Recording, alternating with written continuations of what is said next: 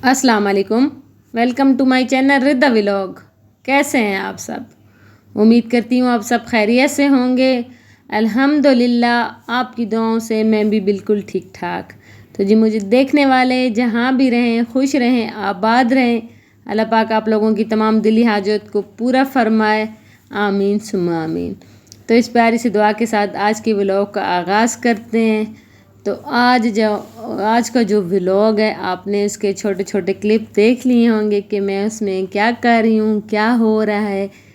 तो वही मेरी रिक्वेस्ट कि प्लीज़ मेरे चैनल को लाइक करें, सब्सक्राइब करें और शेयर करें और कमेंट्स में मुझे ज़रूर बताइएगा कि कैसा लगा आपको मेरा व्लॉग। तो यहाँ पे आज हमने बनाने थे करेले, चिकन करेले। और यहाँ पे मैं इनको काट भी रही थी, छील भी रही थी, साफ़ भी कर रही थी। तो मैंने इनको सबसे पहले छील लिया है और इनके छिलके जो साफ़ थे वो अलहदा कर लिए हैं और जो ख़राब थे वो अलहदा किए हैं और इसके बीज मैंने अलहदा से निकाले हैं। और ये जो हैं अब करेले हैं ये बिल्कुल साफ़ शफाफ हो गए हैं और अब इनकी मैं कटिंग करूँगी। और हम जो हैं इनके जो छिलके होते हैं वो भी मुझे तो बहुत अच्छे लगते हैं। बस इनको भी हम पकाते और इनको ना अलहदा से हम घी में सिर्फ हल्का हल्का सा घी में हम इनको फ्राई करते हैं, ये जो इनके छिलके होते हैं।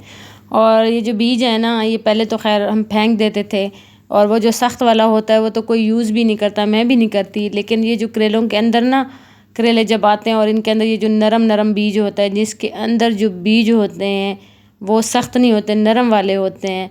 तो इनके जो सख्त बीज हैं वो हम चुन लेते हैं और इनको भी ना घी में आप हल्का हल्का फ्राई करके खाएं तो ये बहुत मज़े के बनते हैं। इंशाल्लाह जब मैं इनको बनाऊंगी तो आपके साथ ज़रूर मैं शेयर करूंगी। और आपने भी मुझे कमेंट्स में बताना है कि आप भी ये बनाते हैं इनके छिलके या ये, क्योंकि कोई चीज़ भी वेस्ट नहीं करनी चाहिए, हर चीज़ को यूज़ करना चाहिए। ये आपकी सेहत के लिए, इसके लिए बहुत अच्छी होती है। तो खैर हम फिर जा रहे थे डिस्पेंसरी हॉस्पिटल, क्योंकि रिद्दा का जो दांत था दूसरा भी टूट गया और इसके पीछे दूसरे दांत भी आ रहे थे। तो हमने कहा चलो, दांत भी मैंने लिया हुआ था क्योंकि हमने डॉक्टर को दिखाना था कहीं दांत इसका ऊपर से तो नहीं टूटा, यानी सारा ही आ गया है। तो फिर डॉक्टर से हमने बात की तो उन्होंने कहा था कि जब नीचे न्यू दांत आते हैं तो वो जो पुराने दांत होते हैं ना उनकी जड़ें खा के वो आते हैं। तो ये दांत बिल्कुल सही टूटा है और पीछे जो आ रहा है वो भी बिल्कुल सही आ रहा है। तो बस एक तसल्ली हो गई थी, एक तसल्ली होनी चाहिए कि दांत आपका टूटा नहीं है, यानी गिर गया है। तो खैर हम वापस आ गए थे और यहाँ पे मेरा बेटा बना रहा था पास्ता। इन्होंने मैक्रोनियाँ बॉयल की थी और फिर इसने कहा था कि मैं पास्ता बनाता हूँ और ये ख़ुद शेफ़ बना हुआ था तो मैंने कहा मैं आपके साथ भी शेयर कर दूँ। तो खैर इसने ना थोड़ा सा ऑयल लिया है, उसमें प्याज को हल्का सा इसने फ्राई किया है, थोड़ा सा ही प्याज लिया था और फिर इसने इसमें लहसुन डाला है और अब हम इसमें थोड़ी सी हमने बंद गोभी डाली है। ये तो कहता मैं नहीं डालता हूँ लेकिन मैंने कहा चलो मैं साथ में करवा देती हूँ, तो मैंने थोड़ी सी बंद गोभी डाली है। फिर इसने इसमें मायोनीज़ डाला है और नमक मिर्चे सारे इसने इसमें मसाले डाले हैं और अब इसके अंदर ये केचप डाल रहा है और फिर इसके अंदर ना मैक्रोनियाँ ये डाल देगा। और यकीन माने इतनी अच्छी बनी थी, इतनी मज़े की क्रीमी सा इसका टेक्सचर सा था। तो मैं वो भी आपको आगे चल के दिखाऊंगी, बहुत मज़े की लग रही थी। ये खाने का भी बड़ा शौकीन है और शुक्र अल्हम्दुलिल्लाह ये ख़ुद ही फिर कुक शुक कर लेता है तो आसानी हो जाती है। बर्तन तो चलो मैं धो देती हूँ लेकिन ये है कि पका ये ख़ुद ही लेता है, इसको शौक़ है, ये चस्के और चोशे से ये बनाता है। तो खैर इसने बनाई और जैसे ही ये कुक होगी बिल्कुल खाने के लिए रेडी हुई तो बाहर बेल हुई और इसका दोस्त आ गया तो ये फिर रह गई और मैं आपको इसकी पिक्चर नहीं शेयर कर सकी हूँ क्योंकि ये इसने बाद में खाई थी और जब ये लेने आया था तो तब मैं इसकी पिक्चर नहीं बना सकी हूँ। तो ये एंड पे अब इसमें काली मिर्चें ऐड कर रहा है और साथ में मैं थोड़ी सी भिंडियाँ बना रही थी क्योंकि मेरे हस्बैंड को बहुत पसंद है और जब भी हमारा कोई सालन कम होता है तो हम स्पेशल ये रखते हैं क्योंकि ये जल्दी जल्दी बन जाती हैं। और जो करेले थे वो हमने दूसरे दिन बनाने थे, यानी आपको जैसे मैंने बताया था गैस का इशू है तो हम उसको पहले ही रेडी कर लेते हैं।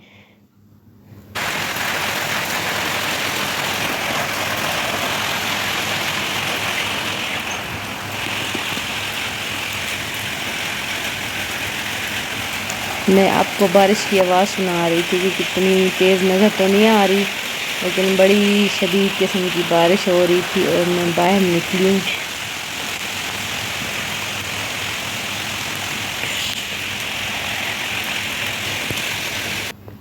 तो वो मैं आपको फ्रंट दिखा रही थी और शोर भी आपको काफ़ी आ रहा होगा, ऊपर शेड पे बारिश आ रही थी और ये बैक साइड थी। तो मैंने कहा अभी गर्मियों में भी ना इतनी अच्छी खासी ठंड होगी और बारिशें हो रही हैं।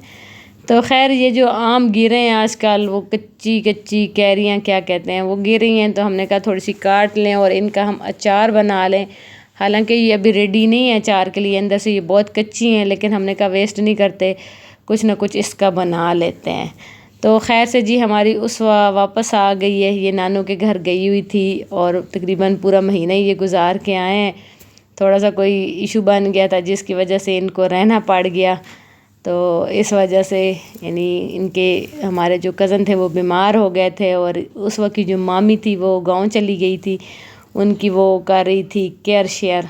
और फिर उस लोग इसलिए महीना इनको लेट हो गया। तो ये महीने बाद आए और माशाल्लाह इतनी उस वक्त चलाक हुई है, इतनी तेज़ हुई है। इसको मामू ने इसको ना सही माशाल्लाह तेज़ कर दिया, सही पूरी पूरी बातें करती है और हर एक चीज़, और किसी को भी नहीं भूली। जैसे ही आई है तो बड़ी खुश होकर मेरे बेटे का भी नाम ले रही थी, मेरी बेटी का भी ले रही थी।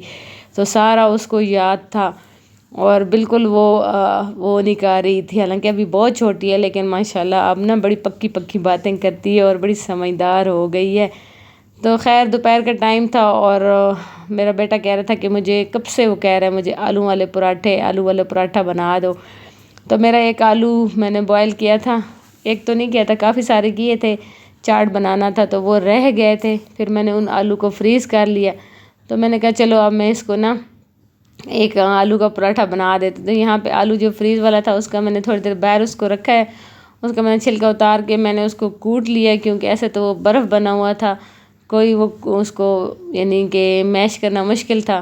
फिर उसके अंदर ना मैंने प्याज और धनिया, सब्ज़ मिर्च, पुदीना और जो बाकी चिली फ्लेक्स और ये सारे मसाले डाल के ना मैंने इसका अच्छा सा पराठा बना दिया था। बस पराठा मेरा थोड़ा सा टूट गया था, क्योंकि आपको पता है गंदम वाली रोटी है, आटा है।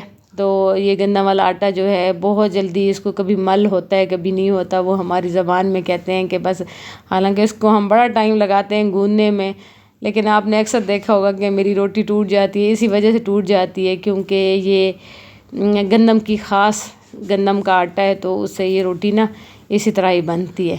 तो ये देखें यहाँ पे मैंने इनको दिया है और खा भी रहे थे। और उस वक्त तो भाई की ऐसी दीवानी हुई है ना कि उसकी गोद में ही चढ़ के बैठी हुई थी, और रिद्धा तो वीडियो बनाने ही नहीं देती।